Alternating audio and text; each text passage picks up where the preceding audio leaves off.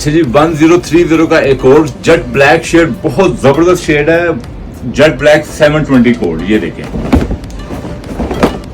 जबरदस्त कलर है 120S में, और जबरदस्त फैब्रिक, डाउनफॉल इटालियन फैब्रिक। ये देखें, ये बहुत अच्छा ब्रांड है, स्टेलियन वूल के साथ 120S, ठीक है। और जबरदस्त इसकी वीविंग बनी हुई है। जितने भी यानी कि आपका फंक्शन आ जाता है, इवेंट पे आपने पहनना है, ग्रूम के लिए सूट चाहिए, जेट ब्लैक अगर बनाना है तो ये मेरे ख्याल से इससे बेहतर कोई सूट नहीं है।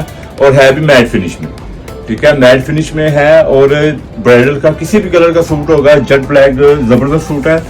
और ये इटालियन फैब्रिक है। इटालियन फैब्रिक जो है ये आम टीयर वगैरह लोकल वैरायटी नहीं होती। इटालियन आपको पता है, कस्टमर को ज्यादा पता होता है फैब्रिक हाथ में आते ही कि इटालियन फैब्रिक क्या है। ये आम ऐसा है कि 2-3 हज़ार रुपये मीटर वाला फैब्रिक नहीं है। जो लोग पाकिस्तान से बाहर हैं वो भी बिल्कुल ना घबराएं।